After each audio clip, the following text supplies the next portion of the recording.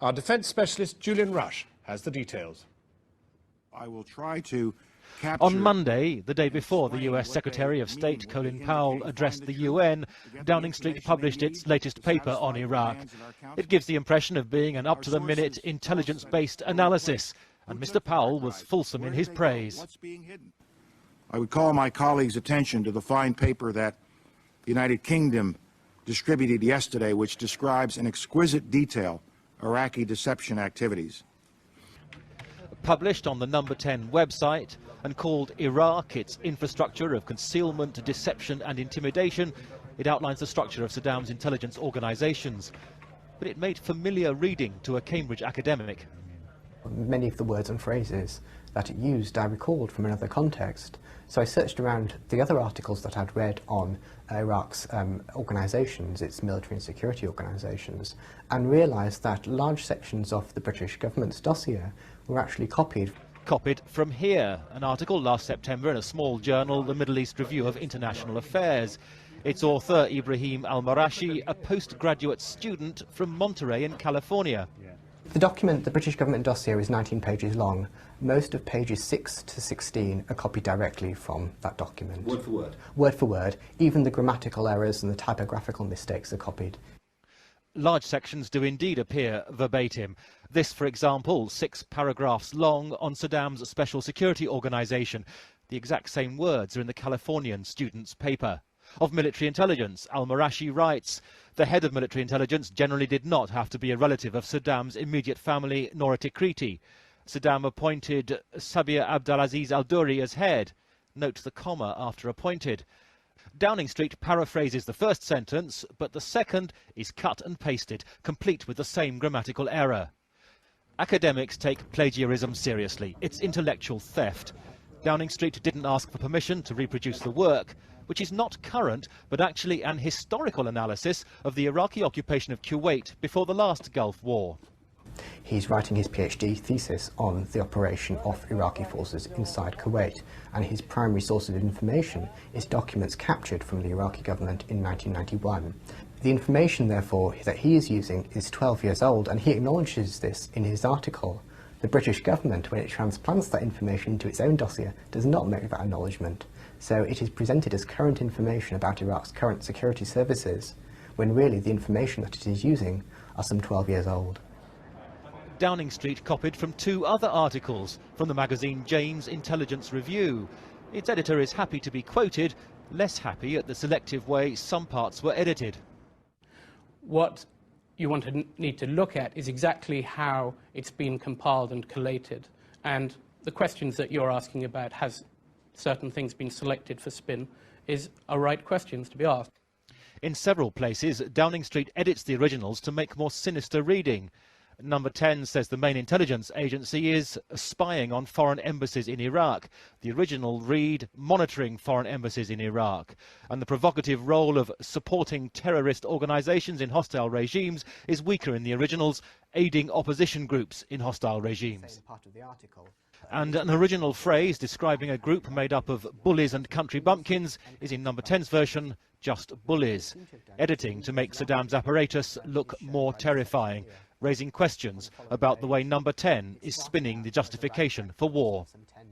Julian Rush. Well, I called Downing Street for reaction. No minister was available, and intriguingly, actually the Tory opposition didn't want to talk about it either. Downing Street offered this statement. Our report was put together by a range of government officials. The report makes this clear. The contents were drawn from a number of sources, including intelligence material. First paragraph only, I gather. The report does not identify or credit any sources, nor does it claim exclusivity on its contents. We consider the text as published accurate. The Downing Street spokesman would not be drawn on whether this included the typos and spelling mistakes. So what's the first lesson from this?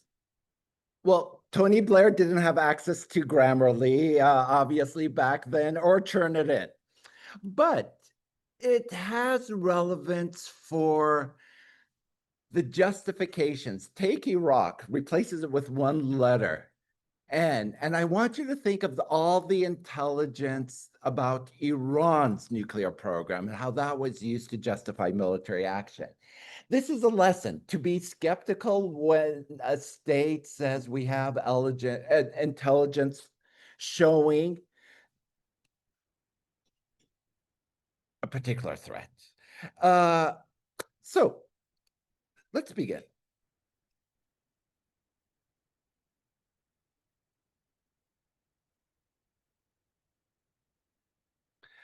I'm going to come back to the UN General Assembly. I first want to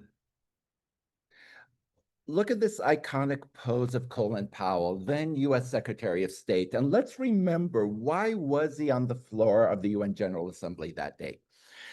Let's review. In 1990, the UN had convened and condemned the Iraqi invasion of Kuwait. The 1991 Gulf War was done under the cover of a UN Security Council resolution. The presidency of George H. Bush, remember Colin Powell back then was the chief of staff, had the cover of the UN to expel Iraqi forces from Kuwait. There was another UN mandate behind that expulsion. It wasn't just expelling Iraq from Kuwait. It was also a use of military power to conduct what is called counterproliferation, opposed to nonproliferation. Counterproliferation is this, is when you use military means to destroy a state's nuclear program. Now, I want you to keep in mind the lessons of 1991 are the following. Let's review, how did Iraq develop a weapons of mass destruction program, including a nuclear program? It's the following.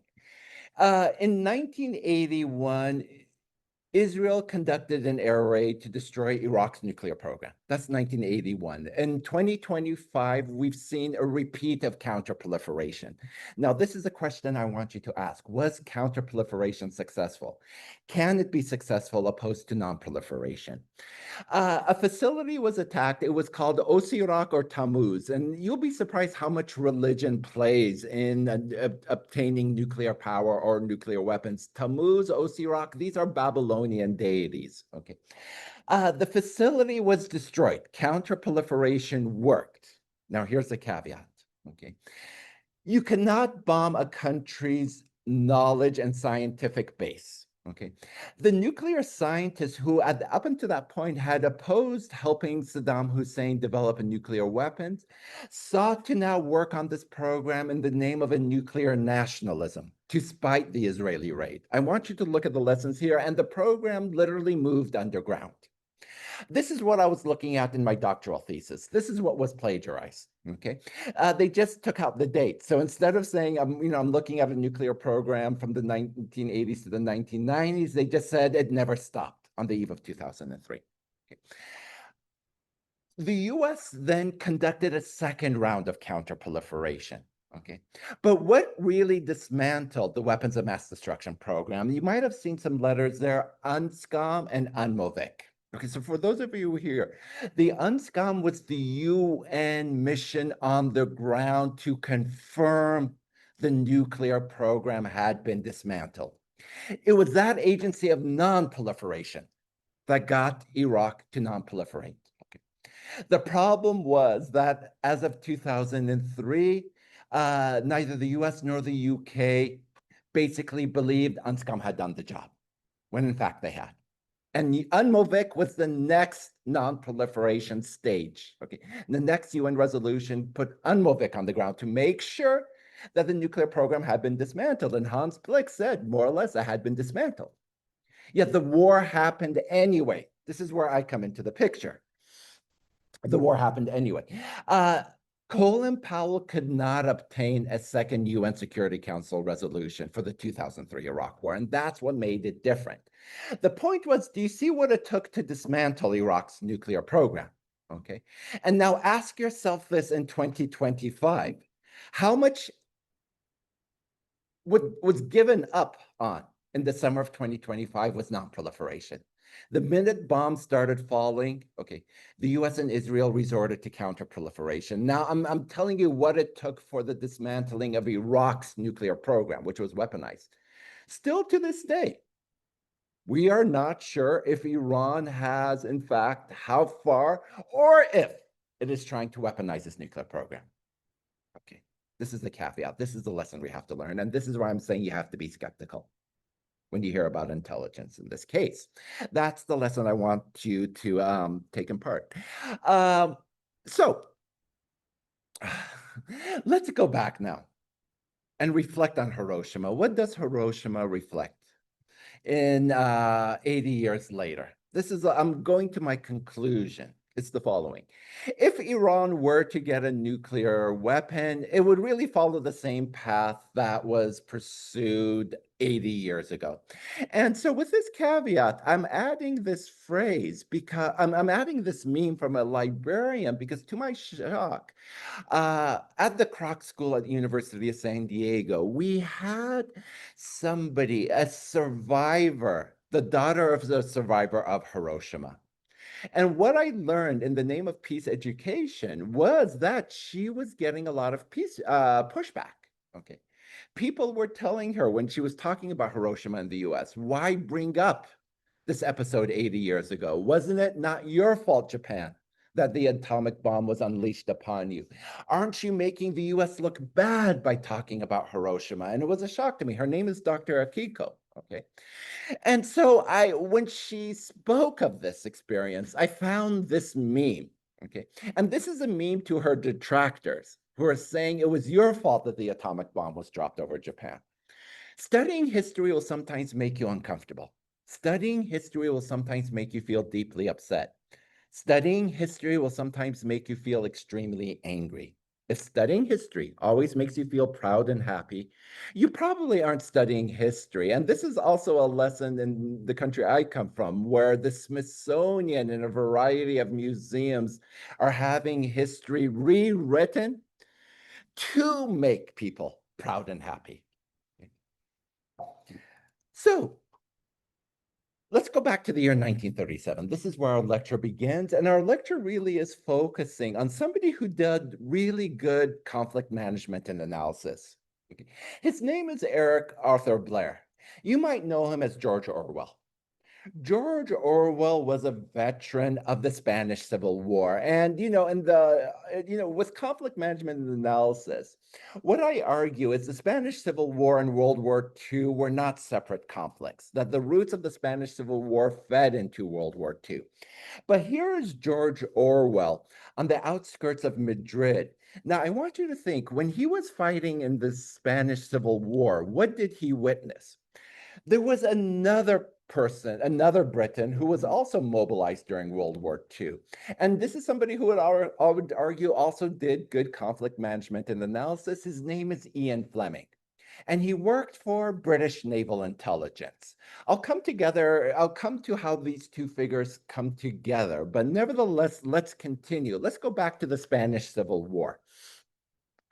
So today I'm also talking about innovation.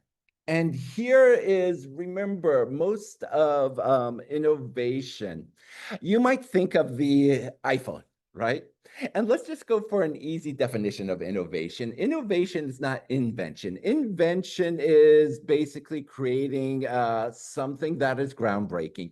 Innovation is when you make a change to a mass scale, okay? And even with the iPhone, if you remember, innovation, it was invented when Steve Jobs went to present the iPhone. If you don't know, he had actually 3 different versions of the iPhone because the iPhone hadn't come together yet. One was showing the iPod, and then he put it back under the podium, pretending it's the same phone and showing that phone function, so on and so forth.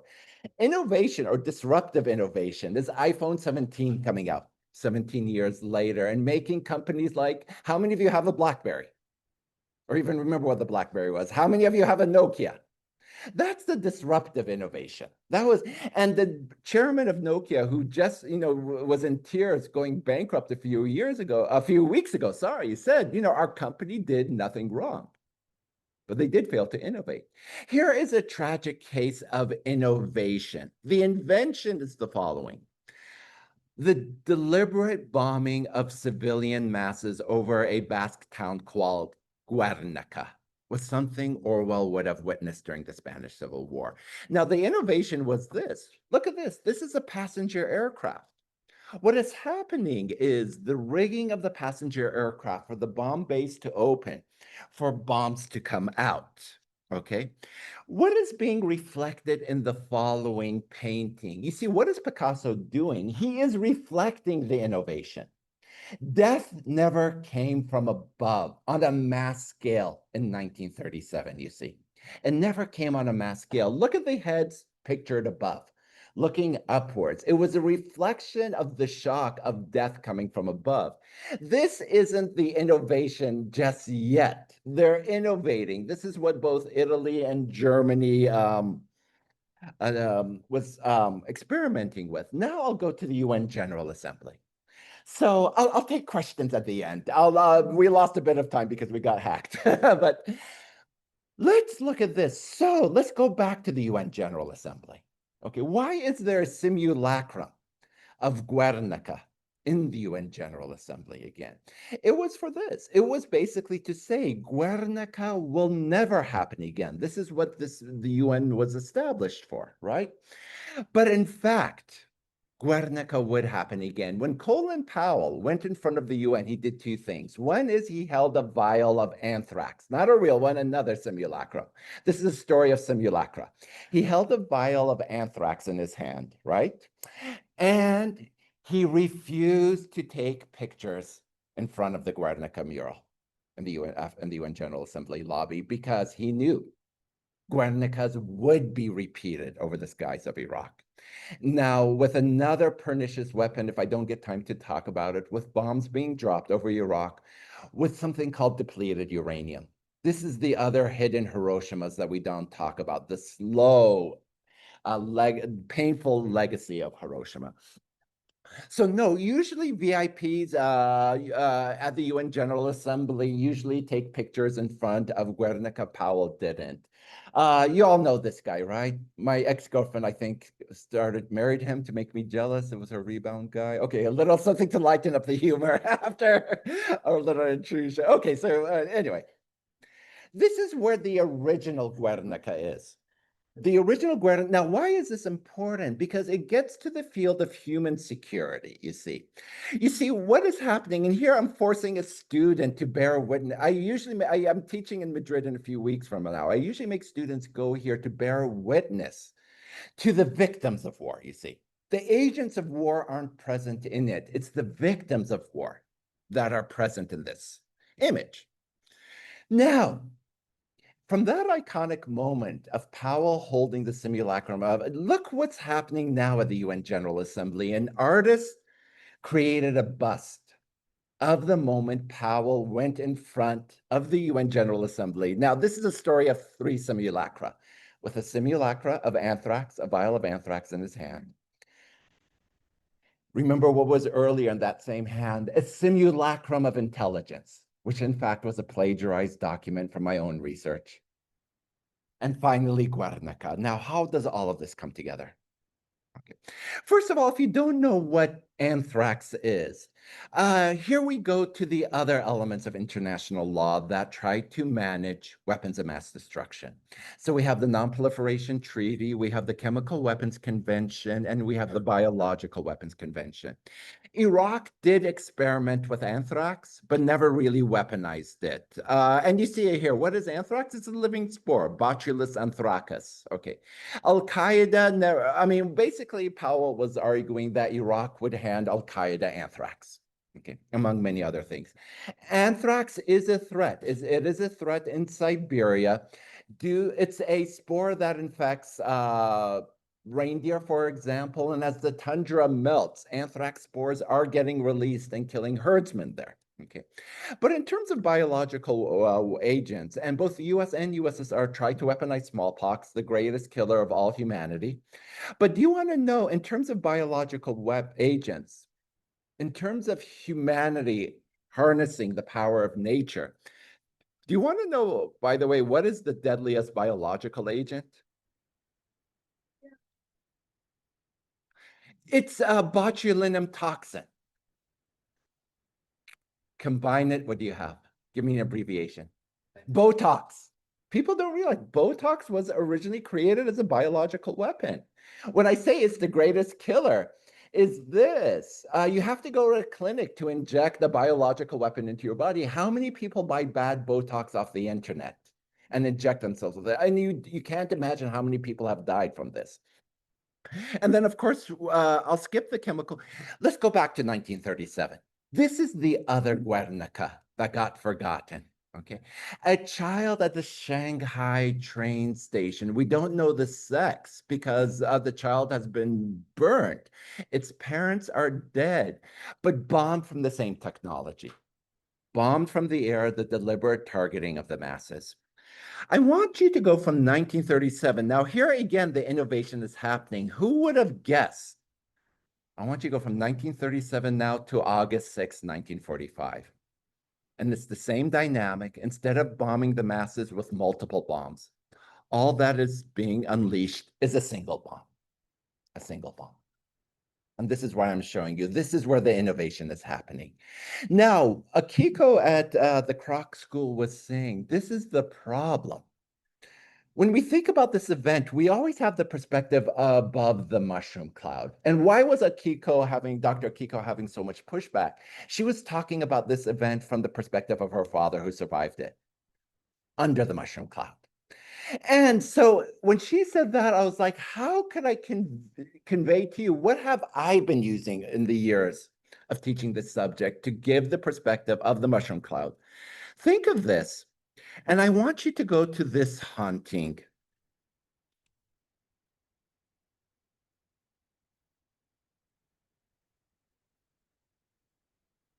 I'm going to skip this. Not this. We'll come back to this. In 2025, one of my students in this very room gave me a link to this video. Let's skip it. This is a contribution. I want to go to this video first. How do I get people to go under the mushroom cloud? I've been using this video, okay? Because for up until this point, right? It's not graphic. It's not graphic. Okay. I want you to listen to the lyrics and then I'll explain it. Come and stand at every door, but no one hears my silent prayer. I knock and yet remain unseen, for I am dead, for I am dead.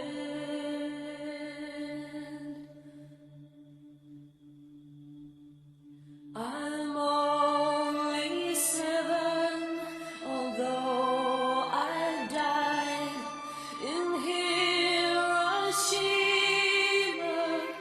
long ago. I'm 7 now as I was then. When children die, they do not grow.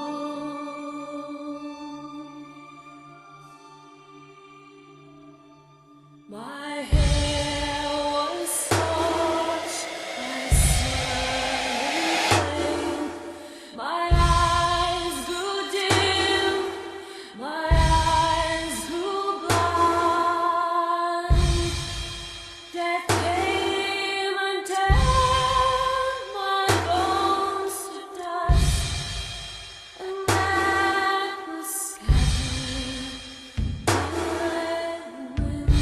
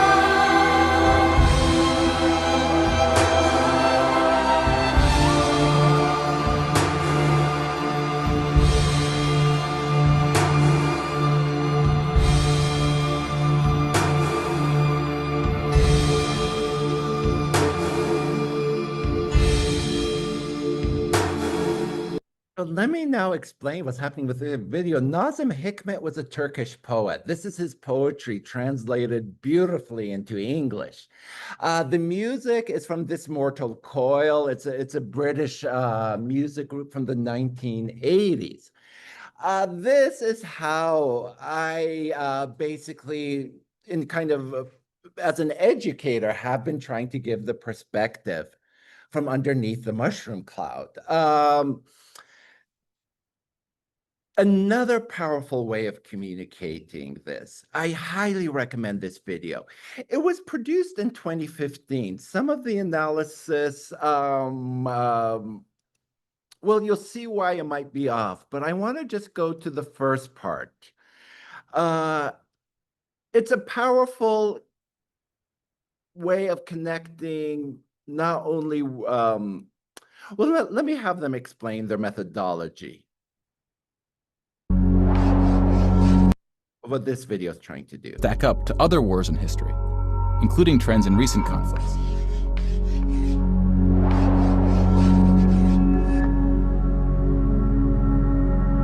We'll be counting soldiers and civilians separately. Each of these figures represents 1,000 people who died. Civilians were of all walks of life, whereas military deaths were almost entirely men. The average age was about 23. In most battles, for every 1,000 soldiers killed, there are more than 1,000 who are injured. The word casualty can be confusing because in military speak, it often includes both deaths and injuries, and anything else that takes a soldier out of service. Here, we're just counting the deaths, and we'll begin with American soldiers. Okay. I'm going to skip to this part to put her, and it's a very powerful video. It puts the Holocaust in a different perspective, but I want you to look at the following when we get to the Asian theater.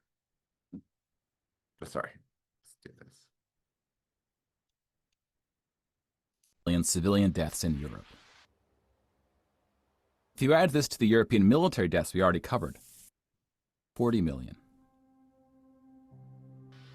Then we have the Asian theater. Here we see the vast majority of military deaths in Asia came from China and Japan. On the civilian side, about 6 million deaths from China, Indonesia, Korea, Indochina, and the Philippines can be attributed to Japanese war crimes, which are sometimes compared to the Nazi atrocities due to the sheer scale of the cruelty. China had the second highest death count after the Soviet Union. And like the Soviets, the Chinese government demonstrated a stunning willingness to sacrifice its own people. Chinese nationalists opened the dike at the Yellow River, hoping the flood would halt the Japanese advance. 500,000 Chinese civilians or more were killed. This is also an example of what's called the ecocide at the same time, which is 2 or 3 times the number who died in all countries in the 2004 Asian tsunamis. But the invasion of China only cost Japan 200,000 soldiers. Most were killed fighting the US and allies in the Pacific War. A significant portion of Japanese civilian deaths were caused by American firebombing and the 2 nuclear attacks. Contrary to official US statements, these airstrikes were directed at civilian populations, not military targets. When you add all the deaths outside Europe, it brings us to a grand total of 70 million for the war, give or take depending on who's counting and what civilian deaths get included. More people died in World War II than in any other war in history. For comparison, here are 20 or so of the very worst wars and atrocities we have on record. Some of these are more of atrocities than wars. And I'm going to skip this. I just wanted you to, I'm going to try to make up some time, but I highly recommend this. 9.4 million views 10 years ago. I can't think of something better. And it concludes for University of Peace. Its statement about peace is a very powerful one. But let's go back to the lecture. So really quickly, I'm going to work through this. I want you again to think of the religious connotation. So basically 80 years ago, this was a trinity that was separated. electron, proton, and neutron. And I'm not sure why the first atomic explosion was called Trinity, but I do want you to interrogate kind of religious references when it comes to nuclear matters. Jornada del Muerte, I couldn't think of a better name for this place. Where, what happened was this device was put into the ground, and in 0.006 seconds, this is what was unleashed. It was more or less you were recreating the power of the sun on Earth. Within 0.0006 seconds, 100 meters was destroyed. 0.016 seconds. Let's work our way through this. Let me just get my 0.025 seconds. 0.062 seconds. This was Trinity. Now, of course, the cameras being so overwhelmed, they had to go to a second camera to recognize, to get what's just happening within 2 seconds, right? That is still the line there, 100 meters. 6 seconds. 9 seconds. And you have to realize this is what's going to be unleashed over Hiroshima in a few weeks, okay? 300 meters above the air, okay? 10 seconds. 30 seconds. And this is just a picture explaining what is happening 34, milliseconds into the blast. And this was Hiroshima, which would later go on to inspire. And I want you to think, what was Godzilla, right? Remember, what is Godzilla? Godzilla is an irradiated lizard that witnessed an atomic test. And what does Godzilla attack? Japan. In the original films, okay?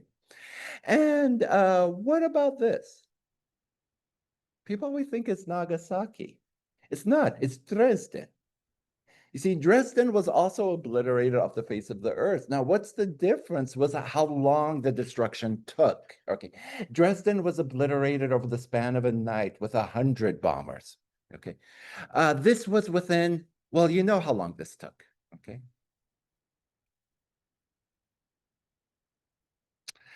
Now, that's the event that happened. I want you now to think from the media angle, okay? Look at the difference between what I call war media and we forget resolution is just breaking down resolution media. This is what I call. How much of the media, and you all lived through the 12-day war, okay? We've all lived through a version of the Cuban Missile Crisis, and I want you to think how much of the media you consumed falls into one category versus the other, okay? It could apply to any conflict. What's happening in whether it's Sudan. Sudan is a very good case study. Ukraine, of course, Gaza. Focusing on conflict, 2 parties, 1 goal, winning, opposed to exploring causation, goals, and issue of both parties. Us versus them versus giving voice to all the parties. Seeing them as the problem versus seeing conflict, war as the problem. Dehumanizing them opposed to humanizing all parties, focusing on combat rather than focusing on peace efforts, focusing on our suffering rather than focusing on all suffering, children, women, and vulnerable. And I can tell you for a fact, I cannot think of much resolution media. And the one example I'm going to go to is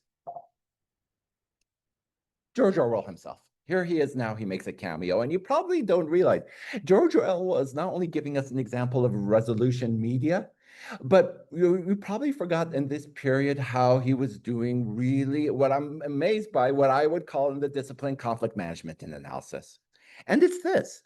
Look, it's we're coming up to the 80th anniversary of this very powerful essay. And look what he predicted.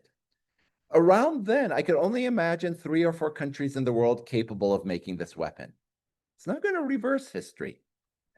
It's going to intensify trends. Now, 3, 4 to 5, that's what we call innovation, right?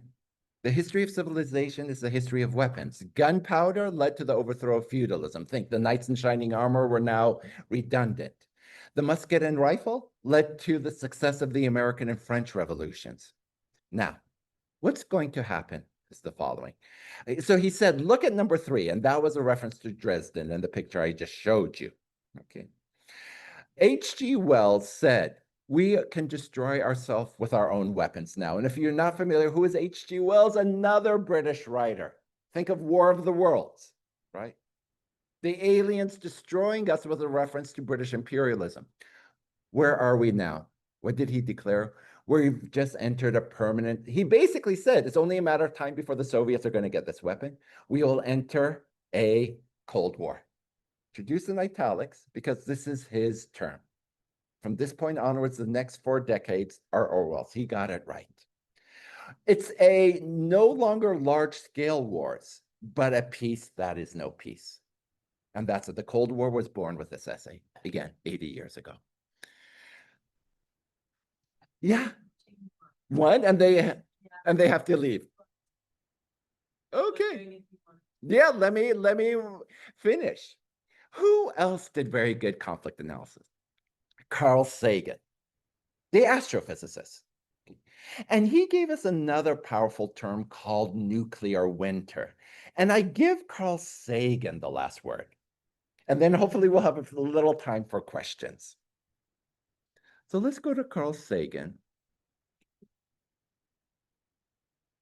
And if I could think of the most powerful example of peace education, it's the following. His speech put to a... From this distant vantage point, the Earth might... Keep in mind the images of the UN General Assembly and the Earth without borders. And let's begin with that. not seem of any particular interest. But for us, it's different. Consider again that dot. That's here. That's home. That's us. On it, everyone you love, everyone you know, everyone you ever heard of, every human being who ever was, lived out their lives.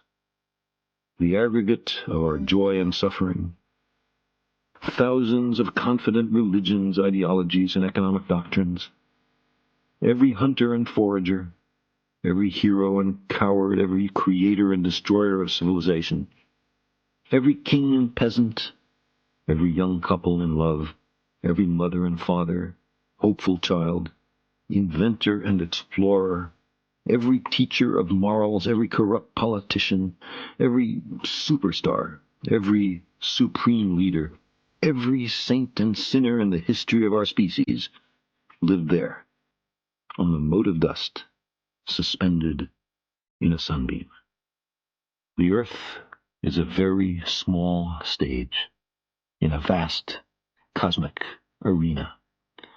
Think of the rivers of blood spilled by all those generals and emperors, so that in glory and triumph they could become the momentary masters of a fraction of a dot. Think of the endless cruelties visited by the inhabitants of one corner of this pixel on the scarcely distinguishable inhabitants of some other corner. How frequent their misunderstandings, how eager they are to kill one another, how fervent their hatreds. Our posturings, our imagined self-importance, the delusion that we have some privileged position in the universe, are challenged by this point of pale light. Our planet is a lonely speck in the great enveloping cosmic dark. In our obscurity, in all this vastness, there is no hint that help will come from elsewhere to save us from ourselves. The Earth is the only world known so far to harbor life. There is nowhere else, at least in the near future, to which our species could migrate. Visit? Yes. Settle? Not yet. Like it or not, for the moment, the Earth is where we make our stand. It has been said that astronomy is a humbling and character-building experience. There is perhaps no better demonstration of the folly of human conceits than this distant image of our tiny world. To me, it underscores our responsibility to deal more kindly with one another and to preserve and cherish the only home we've ever known, the pale blue dot.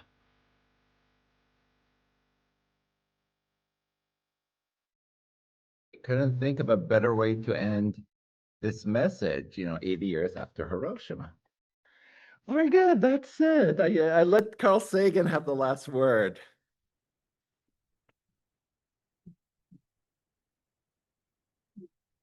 Did you get everything you like? Oh no, this is a whole class. This is the whole. I did what I could. This takes a couple of weeks. Yeah.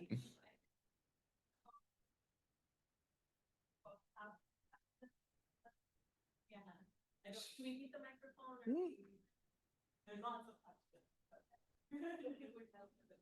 Yeah. So go ahead and. Okay, I can do Oh, that. okay, perfect. I'm wearing a flag, I mean, a shirt with these cranes. Okay. Somebody could ask me, I'm planting already a question. What do the cranes mean? Yeah, somebody asked me that. I'll give you the answer. The crane. Oh, what a good question. Yes. So this is a reference to a young girl named Sadako who remember the effects of Hiroshima didn't end in those seconds. That people to this day have health effects from Hiroshima. A young girl who had leukemia as a result of the explosion. 10 years later, she died. And the way she would cope with the pain in the hospital was by creating origami cranes. And that's how it became a symbol. And other children in Japan would make origami cranes and send it to her. And that was the event we had in San Diego, was making cranes to pay homage to this. So that's why both the crane, whether it's the ginkgo tree planted here, these are all symbols of resilience of Hiroshima. Yeah. Okay, my question. Oh, yeah, it's question slash comment, but I don't know. I have studied thoroughly and even given like a small class about the Green Revolution. I imagine you know that basically, but I was not sure if that's innovation in this really sad, I don't know, framing of the innovation. Where you, well, if people don't know the Green Revolution, what it is, or they took like military technology of chemicals and what we saw before in your slides, basically to use that to agriculture. And I work with farmers very closely, so it's like very interesting. Well, yeah, I'm from Costa Rica, so I'm not used to, we don't have an army and all of that, so I'm not used to these military topics, so it's like really heartbreaking for me. But I do know this relationship, and it's really, really interesting how it goes on now, and in a very like every day easy, you buy pesticides, you grow things with that, and that comes from war, and it's like, I don't know. No, it's a really good question, and I'm going to be shameless. If you want to follow up on this subject, does anyone fortunately, okay, this is the only time where I could give this lecture. Only in Costa Rica I could say this. The coffee you drink is not from Vietnam. It is produced here and it's 100% Cafe Arabica. But most people around the world, particularly espresso drinkers, you drink a mix of Cafe Robusta with the good stuff called Cafe Arabica. Where does most of Cafe Robusta come from? It comes from Vietnam. And why Vietnam? Okay, so look at, and this is really a tragic year of anniversaries because 50 years ago, the Vietnam War ended. And what was I was writing about this article? 50 years after the Vietnam War continues emotionally and environmentally, we tend to forget trauma can be passed down to children. And survivors of conflicts in Southeast Asia could pass it down to their kids. It's a good book called In My Bones, where she talks about growing up a survivor of a genocide in Malaysia. Anyway, why does most coffee come from Vietnam, the Robusta, which is the poorer version? The US dropped so much Agent Orange on Vietnam, which they picked up from the British who dropped it on Malaysia, that nothing else can grow in the soil except this very robust version of coffee. By the way, speaking of pesticides, give me 3 plants that have natural built-in pesticides in them. Yeah, built-in pesticides. Coffee itself. It's the caffeine. Caffeine is coffee's natural pesticide. It gets the bugs really buzzed and they fly away. And for us, it gets us addicted. See the difference? The other one, cocaine. Again, keeps the bugs away. Unfortunately, it gets us addicted. And think about why do they grow in Colombia? High altitude to survive. Right? And the other one, nicotine. Again, keeps the buzz away. It gets us addicted. Anyway, so why is so much Robusta? Vietnam is one of the largest producers of Robusta because the Agent Orange just devastated the Vietnamese countryside. We don't get poisoned by drinking coffee from Vietnam. But that's a tragic connection. And it was an innovation. The World Bank just said to Vietnam, why don't you just grow coffee on this land that is? But so what I'm saying, 50 years later, we forget people still have cancer from that Agent Orange. So it's, we have survivors of Hiroshima, survivors of Vietnam that still carry the war in their bodies. Good question. Thank you. Thank you for that.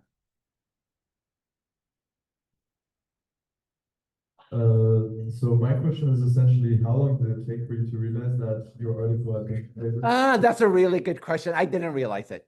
Somebody else did that, professor in Cambridge. Can you imagine getting an email saying, did you write the latest British intelligence report? And I basically said, what intelligence report are you talking about? And talk about just somebody with a very sharp memory. He read my article in September. And when he saw the intelligence report in February, he pieced 2 and 2 together. Talk about a superb memory. I basically woke up one day and I was in Monterey, California. The story broke out in Channel 4 News in London. Can you imagine waking up one day and getting a call from CNN saying, what do you think about the news? And I have no idea what they're talking about. And I was really embarrassing. And they're like, you don't know. You're on the front page of all these newspapers in London right now.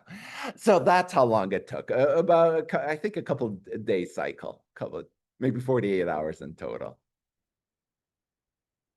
I'm curious, I know that the topic was eventually going to go into the AI age, or the contextual framing of the AI age, and I am concerned and curious about, the singularity, but also the race towards artificial general intelligence. Okay. As a potential weapon of mass destruction, or a force that would unleash more weapons of mass destruction. And I know you didn't get that far, but I'm curious if you have any takes. I know it's sort of like an intellectual black hole. Well, the student who asked the question there and your questions are both good occasions for me to, I think you guys call it flexing. Yeah, so you would want to read this book that I helped to write called Artificial Intelligence and International Security, where I talk about artificial intelligence in the nuclear arms race, okay?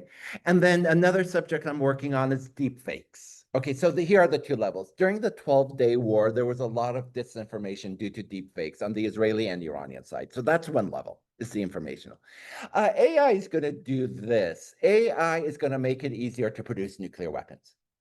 It will help produce these weapons in ways human minds could have never considered. It's already occurring, and this is why I brought in with chemical weapons. It could already help people make chemical weapons, particularly with something called sarin, a nerve gas that I showed earlier, in ways no human had ever thought of. Okay, to help. So that basically the answer is it enables nuclear proliferation. AI will enable it. It could make you, number one, it could help you do nuclear tests in ways you would have never thought. And basically, you just run a simulation. The AI will say, will this design work? When you mention the singularity, you're talking about something else. You're talking about Ray Kurzweil. AGI. Yeah. AGI. So with AGI, and of course, the most dystopian scenario we've seen is the Terminator, the Matrix, where the AGI eventually takes over the nuclear missile arsenal and uses it against us. Well, we just saw how easy it is to hack into systems. If you were here a bit earlier, you just saw how easy it was to hack into the UN Zoom, right?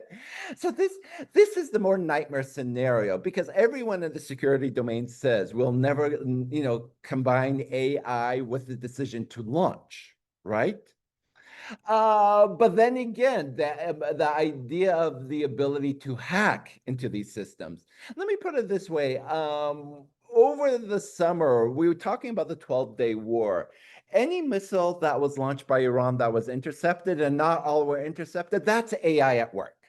Okay, so in an exchange, right, that would be artificial intelligence. That's more of interception. We're talking about control here. And that, to use another AI metaphor, is another great black box. In other words, we're not sure.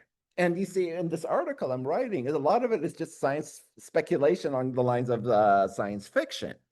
But let me conclude with another guy who really deserves attention. In 1983, a Soviet officer, Officer Stanislav, was in a nuclear bunker when more or less his equipment said 5 ICBMs are coming in, you have to launch. And this is and remember what I said, what will AI do? It will shorten the response time if nuclear missiles were to be launched. And what does Stanislav do? Basically, something in his gut said this isn't right. If the US were to attack us, why wouldn't they launch a fusillade, a salvo, a barrage of nuclear missiles? Why only 5? And so what did he do? He basically disobeyed the protocol. He refused to launch. And sure enough, what had happened was a Soviet satellite had mistaken sun reflecting off clouds as the launch of nuclear missiles. And if he had launched his missiles, they would have hit the US, and the US would have retaliated. It would have been the end of the world. Okay. So this is always the scenario. What if Stanislav, take that scenario in the present, and what if there was an AI in the loop making this decision? And would the human have been able to override that? That's the kind of dystopian scenario. So I mean, the question you're asking is profound, and I could give you the answer, and it's really nobody knows the answer. Nobody knows the answer. And yes, so I mean, we're at a very interesting precipice, but it's all speculation at this point. But yeah, definitely this book, like I'm saying, is such a new subject that hasn't been published. It's coming out in July 2026. And we wrote it before the 12-day war. Really good question. Thank you so much for being here. I appreciate being with us and educating us. I'm curious to know where we can find the rest of your lecture. It's unfortunate. So you can find the full lecture, fortunately, on YouTube, sponsored by the Institute of Innovative Governance. So if you go to YouTube, and I could share the link with Professor Knox.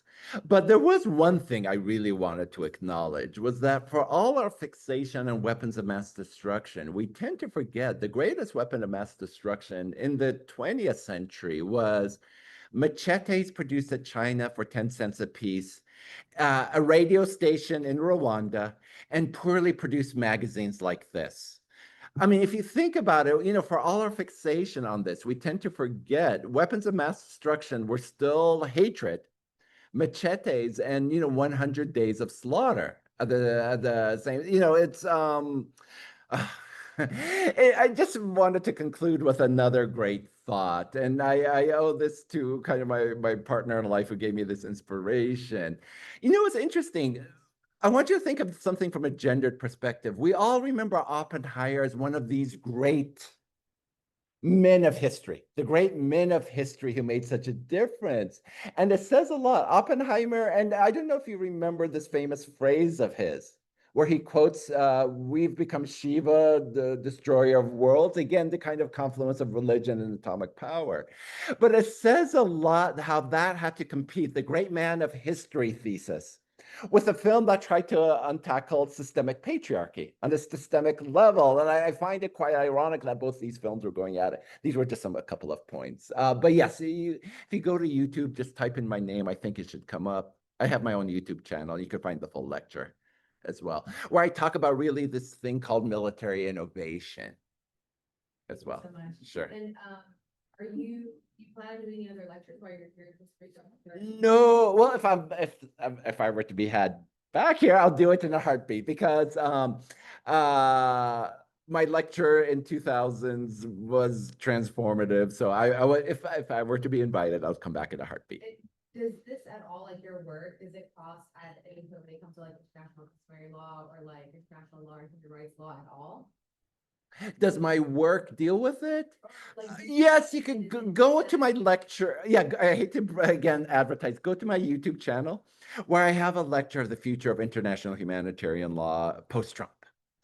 Yeah, so absolutely. That's the other field I work on, ecocide, gender-based violence. It's all on the YouTube channel. Unfortunately, it's, I mean, it's a very morbid YouTube channel. But I do work in the realms of IHL as well. Yeah. Thank you. I only ask because I'm in that program and I want to know if that's like just as a lecturer or like a guest lecturer. Yeah. I have a lecture. I'm not sure. It's called Trump Treaties and Treason. Yeah, Trump Treaties and Treason, where it's on the subject. So it's on YouTube. It needs to be updated because this was right before he became president. I was predicting what would happen in the Trump presidency. And what's happened was well beyond my imagination. Yeah. Thank you. Sure. Thank you. Thank you all for coming. This was wonderful attendance. And thank you for sticking it out through the assault on our senses and the technical difficulties that we had at the beginning. Appreciate you all hanging in there, and thanks for being. My pleasure.